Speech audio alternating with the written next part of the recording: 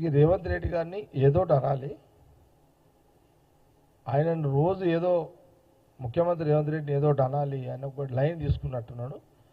ఇక ఆ లైన్లోనే కొత్త డైలాగులు స్క్రిప్ట్లు తీసుకొచ్చి మీడియా ముందు చదువుతున్నాడు.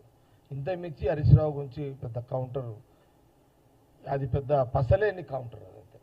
రేవంత్ రెడ్డి గారి మీద వారు ఏదో సైకో అన్నాడు, అది దానికి ఆ మాటకు వాల్యూ లేదు, అది పసలేని మాట ఆయనది. ఇది కాంగ్రెస్ పార్టీ మాట.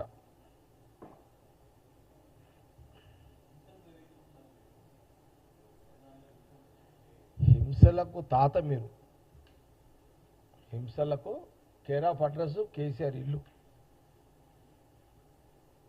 అది కాంగ్రెస్ కాదు, అది రేవంత్ రెడ్డి ముఖ్యమంత్రి కాదు, పిసిసి మహేష్ గౌడ్ కాదు, మేం కాదు. హింసలను ప్రేరేపించి వాళ్ళు చంపుకునే ఒక మాటలు చెప్పి దానికి హరీష్ రావు గారి కుటుంబము దానికి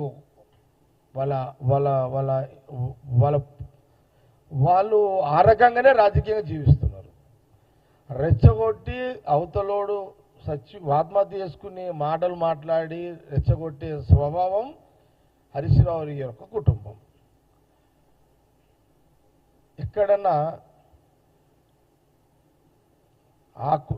ఇంత పెద్ద తెలంగాణ రాష్ట్రం వచ్చినాక అది అవసరం లేదు, కానీ వాళ్ళ బ్యాక్గ్రౌండ్ ఉంది చెప్తున్నా.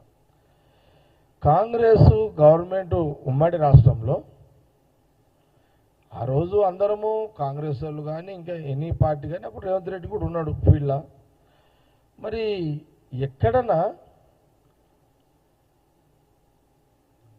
మీరు మీ కుటుంబము మీరు ఇచ్చిన స్పీచ్లకు యువకులు బలైపోయారు, ఆత్మహత్యలు చేసుకున్నారు. కానీ కాంగ్రెస్ ఎప్పుడైనా తెలంగాణ మూమెంట్లో మా గవర్నమెంట్ ఉన్నప్పుడు కూడా మీరు ఎవరు ఆత్మహత్యలు చేసుకోకండి, సోనియా గాంధీ రాహుల్ గాంధీ గారు ఆలోచన చేస్తున్నారు విభజన గురించి అని పదే చెప్పిన క్రమంలో సభలు ఉన్నాయి. కానీ హరీష్ రావు గారు, కేసీఆర్ గారు, ఆ రోజుల్లో కేటీఆర్ గారు మీరు మాట్లాడే మాటలకు ఆ ఎమోషన్స్కి మేము సావడానికి సిద్ధంగా ఉన్నామని మీరు రెచ్చగొట్టడం, పిల్లలు చచ్చిపోవడం.